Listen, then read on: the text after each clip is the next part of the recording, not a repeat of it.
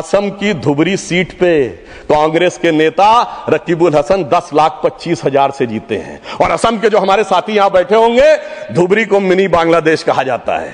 तो इसलिए एनआरसी नहीं करानी है, मगर डुप्लीकेशन का मुद्दा उठाना है। मैं पूछना चाहता हूं जो लोग इस विषय को उठाना चाहते हैं, सर मैंने तो बोला ही नहीं, मैंने तो सिर्फ ये तारीफ की वो जीते हैं। I have just put up the facts and nothing personal. হয় পবিত্ৰ সদনৰ মজিয়াত ৰাজ্যসভাৰ সাংসদ সুধাংশু ত্ৰিবেদীয়ে ভাৰতবৰ্ষৰ এখন অংগৰাজ্য অসমৰ এখন জিলা ধুবুৰীক মিনি বাংলাদেশ বুলি অভিহিত কৰাত ইতিমধ্যে দেখা গৈছে। অসমখনত এক তোলপাৰ লাগিছে। বিভিন্ন দল সংগঠনৰ মাজত প্ৰতিক্ৰিয়া ব্যক্ত কৰা দেখা গৈছে।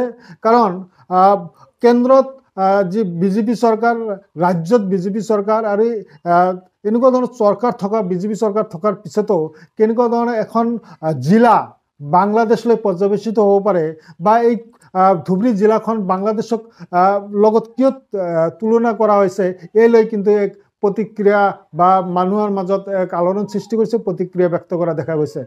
আৰু এই প্ৰতিক্ৰিয়া বিভিন্ন দল সংগঠনৰ লগতে ছাত্ৰ সংগঠনেও প্ৰতিক্ৰিয়া ব্যক্ত কৰা দেখা গৈছে। আমাৰ লগত আছে বৰ্তমান অভিযুক্ত গোৱালপাৰা আক্ৰাসুৰ কেন্দ্ৰীয় কমিটিৰ সভাপতি নিমাই ৰায়, আৰু তেখেতৰ পৰা আমি এই বিষয়ে জানিবলৈ চেষ্টা কৰিম। কি ক'ব দাদা? পোনপ্ৰথমে মই জনাম যে আমাৰ চলিত যিটো বাজেটত আমাৰ ৰাজ্যসভাৰ সাংসদগৰাকীয়ে আমি যিটো দেখিবলৈ পাইছোঁ যে অসমৰ বিশেষকৈ ধুবুৰী জিলাৰ আমাৰ জিলাখনক বাংলাদেশী মিনি বাংলাদেশী বুলি অভিহিত কৰিছে বা সংসদত তেখেতৰ মুখেৰে কৈছে। এইটো আমি প্ৰথমতে আমি আমাৰ যিজন বিজেপিৰ সাংসদ আছে, সাংসদগৰাকীক আমি ধিক্কাৰ জনাইছোঁ। এইকাৰণে ধিক্কাৰ জনাইছোঁ যিহেতু অসমৰ সন্মানীয় আনডিভাইডেড গোৱালপাৰাৰ আজি ধুবুৰী জিলাখন এই জিলাখনৰ যিটো আমাৰ গ্ৰাফিকেলিভাৱে আমাৰ এই জিলাখনৰ যিটো আমাৰ আজি এই সাংসদগৰাকীয়ে কোৱাৰ কথাখিনিৰ পৰিপ্ৰেক্ষিতত আমাৰ মাজত যিটো এটা মানে মেছেজ যিটো দিছে, এইটো আমি দুখ পাইছোঁ। এইকাৰণে দুখ পাইছোঁ যে যদি সঁচা অৰ্থত ৰাজ্যসভাৰ সাংসদগৰাকীৰ হাতত যদি ধুবুৰী জিলাত ডুপ্লিকেট বাংলাদেশী আছে, ডুপ্লিকেট চিটিজেন আছে, তেখেতসকলৰ শাসনভাৰ অসমতো আছে, তেখেতৰ বিজেপি দলৰ আৰু কেন্দ্ৰতো তেখেতসকলে কিয় বাৰে বাৰে আমাৰ এই ধুবুৰী জিলাৰ আদি কৰি কেইখনমান জিলাক মিনি বাংলাদেশ বা বাংলাদেশ বুলি তেওঁলোকে বাৰে বাৰে অভিহিত কৰে। আপোনালোকৰ সঁচা অৰ্থত যদি এই অঞ্চলবিলাকত, এই জিলাবিলাকত যদি বাংলাদেশীয়ে আছে, ভৰি আছে, তেনেহ'লে কিয় তেওঁলোকক আইনগতভাৱে বিতৰণ নকৰে? প্ৰথম প্ৰশ্ন। দ্বিতীয় কথা হ'ল যে এইটো খালি বাংলাদেশী মিনি বাংলাদেশী বুলি কৈ ৰাজনৈতিকভাৱে এটা কি মানে কি পৰ্যায়ত লৈ যাব বিচাৰিছে? আমাৰ মাজত এটা মানে দুখ দিয়া, আমাৰ মনত এটা দুখ দিয়াৰ ব্যতিৰিকে অন্য একো নহয়। কিন্তু আমি ভাবিছোঁ যদি সুধাংশু ত্ৰিবেদীয়ে সাংসদগৰাকীয়ে কোৱা কথাৰ যদি সঁচা অৰ্থত হয়, তেখেতসকলে আইনগত বিধি ব্যৱস্থা নলয় কিয়?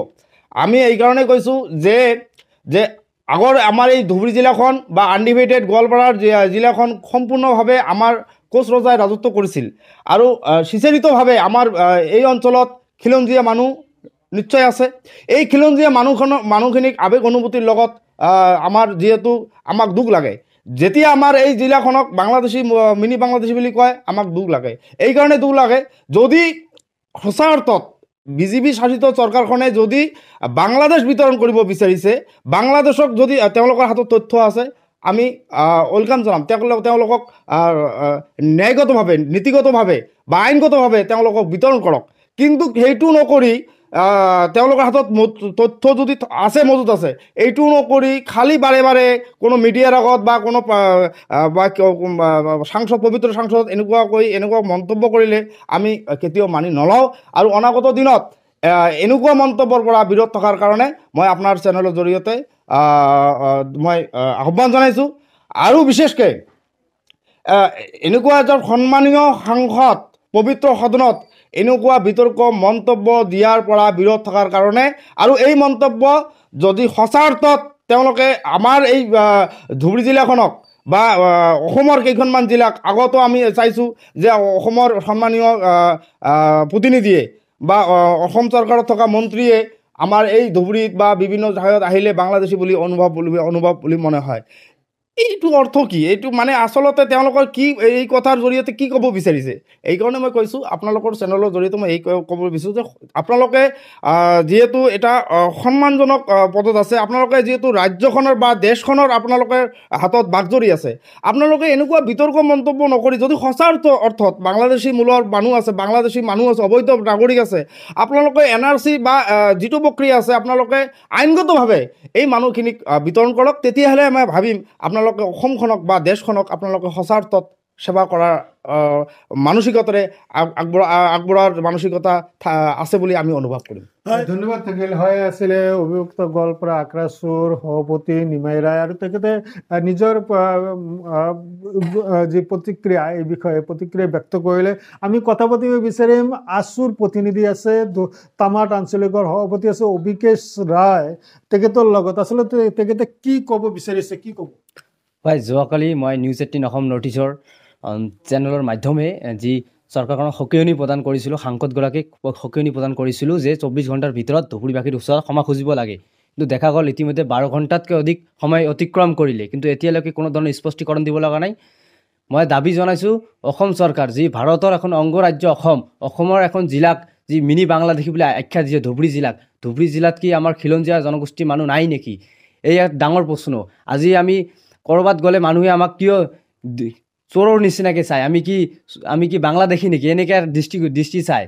আচলতে অসমৰ মুখ্যমন্ত্ৰী, ডাইনেমিক চিফ মিনিষ্টাৰ মুখ্যমন্ত্ৰী হেমন্ত বিশ্ব শৰ্মা ডাঙৰীয়া অতি সোনকালে স্পষ্টীকৰণ কৰিব লাগে ধুবুৰী জিলাখন বাংলাদেশ নেকি। যি এজন ৰাজ্যৰ প্ৰতিনিধি জনসাধাৰণৰ মাত মাতিবলৈ পবিত্ৰ সদনত যি বিল উত্থাপন কৰিব লাগে, সেই সময়ত দেখা গৈছে যে ৰাজনীতি কৰি আছে। আচলতে এজন সাংসদে কিমান ভোটত জিকিছে এইটো আমাৰ ক'ব লগা নাই, তেখেতক ৰাইজে তেখেতক ভোট দিছে। কিন্তু এই ঘটনাক কেন্দ্ৰ কৰি যি ধুবুৰী জিলাক বাৰে বাৰে এই চৰকাৰখনে বাংলাদেশী বুলি আখ্যা দিয়ে, ধুবুৰী জিলা য'ত সঁচা অৰ্থতে বাংলাদেশী আছে, তো কৰায়ত্ব কৰিব লাগে। কেন্দ্ৰত আপোনালোকৰ চৰকাৰ, ৰাজ্যত আপোনালোকৰ চৰকাৰ, আপোনালোকে কি কৰি আছে? আপোনালোকৰ গৃহ বিভাগ ব্যৰ্থ বুলি ক'ব লাগিব। যিটো সেই সময়তে ভাৰতৰ গৃহমন্ত্ৰী অমিত শ্বাহ উপস্থিত আছিল এই পবিত্ৰ সদনৰ মজিয়াত। অমিত শ্বাহৰ মন্তব্য কি গৈছিল? আমাৰ অসমৰ কেইবাগৰাকীও সাংসদ আছিল। আজি দুৰ্ভাগ্যজনক বিষয় যে এই মন্তব্য কৰাৰ পিছত, ধুবুৰী জিলাক লৈ এখন মন্তব্য কৰাৰ পিছত অসমৰ কেইবাগৰাকীও সাংসদ তাত নীৰৱ কিয়? এইটো আচলতে ডাঙৰ কথা। এই মুহূৰ্তত এই নীৰৱ ভূমিকা কিয় পালন কৰিছে? বিজেপি চৰকাৰখনে বাৰে বাৰে ধুবুৰী জিলাক মিনি বাংলাদেশী বুলি আখ্যা কিয় দিব বিচাৰিছে? যদিও বাংলাদেশী আছে, অবৈধ নাগৰিক আছে, NRC কৰিব দিয়ে নে? চৰকাৰ আপোনালোকে কৰিব, এইটো কংগ্ৰেছ চৰকাৰে কৰিব নেকি? আজি যদি কংগ্ৰেছে যদি ভোটৰ কাৰণে কৰিছে, আপোনালোকে ভোটৰ কাৰণে ৰাজনীতি কৰি আছে। আজি দেখা পাইছোঁ আমি। আপোনালোকে এই কথা বন্ধ কৰক। আৰু ইতিমধ্যে 12 ঘণ্টাৰ অতিক্ৰম সময় কৰিছে, আৰু অনতিপলমে যদি ধুবুৰীবাসীৰ ওচৰত ক্ষমা নোখোজে, আমি ধুবুৰীবাসী আমি ৰাজপথ বন্ধ কৰিবলৈ বাধ্য হ'ম। আপোনাৰ চেনেলৰ মাধ্যমে এই সকিয়নি দিছে, আৰু মুখ্যমন্ত্ৰী ডাঙৰীয়া অতি সোনকালে স্পষ্টীকৰণ কৰিব লাগে যে ধুবুৰী জিলা মিনি বাংলাদেশী নেকি। হয়, ধন্যবাদ থাকিল। হয়, এয়া আছিলে আছুৰ প্ৰতিনিধি, আৰু তেখেতে নিজৰ বক্তব্যখিনি দাঙি ধৰিলে। কাৰণ তেখেতে নিজে ক্ষোভেৰে কৈছে যে আচলতে ধুবুৰী জিলাখন যিহেতু ভাৰতবৰ্ষৰ অধীনত, অৰ্থাৎ ভাৰতবৰ্ষৰ অংগৰাজ্য অসম, আৰু অসমৰ এখন জিলা হ'ল ধুবুৰী জিলা, আৰু এই জিলাখনক কিয় বাংলাদেশৰ লগত ৰিজোৱা হয়, চামিল কৰা বুলি মিনি বাংলাদেশী বুলি কোৱা হয়, ইয়ালৈ এক ক্ষোভ উদ্গীৰণ হৈছে বিভিন্ন দল সংগঠনৰ মাজত। আৰু অতি সোনকালে যিগৰাকী সাংসদ ৰাজ্যসভাত সুধাংশু ত্ৰিবেদী অসমৰ ধুবুৰী জিলাক মিনি বাংলাদেশী বুলি উল্লেখ কৰিছে, তেখেতে ক্ষমা খুজিব লাগে অসমবাসীৰ ওচৰত, ধুবুৰীবাসীৰ ওচৰত। আনহাতে মুখ্যমন্ত্ৰী ডক্টৰ হিমন্ত বিশ্ব শৰ্মা এই বিষয়ে স্পষ্টীকৰণ দিব লাগে, আচলতে কিয় বিজেপিৰ পৰা এনেকুৱা ধৰণৰ বাৰে বাৰে মন্তব্য দি অহা হৈছে। কাৰণ ধুবুৰীখন হ'ল অবিভক্ত গোৱালপাৰা জিলাৰ এটা অংগ, আৰু এই অবিভক্ত গোৱালপাৰা জিলাখন এটা সময়ত কোচ ৰজা নৰনাৰায়ণৰ অধীনত আছিলে, আৰু এই অঞ্চলত খিলঞ্জীয়া মানুহেৰে পৰিপূৰ্ণ। এই অঞ্চলত বসবাস খিলঞ্জীয়া মানুহে কৰিছে, কিন্তু এনেকুৱা ধৰণৰ মিনি বাংলাদেশী কোৱাত খিলঞ্জীয়া মানুহক অপবাদ দিয়া হৈছে, অপমান কৰা হৈছে বুলি ব্যক্ত কৰিছে ছাত্ৰ সংগঠনৰ নেতৃবৰ্গই। আপুনি বিচৰা বাতৰি পাব কেৱল নিউজ 18 এপত। নিউজ 18 এপ ডাউনলোড কৰিবলৈ স্ক্যান কৰক এই QR code. Google Play Store তো পাব এই নিউজ 18 এপ।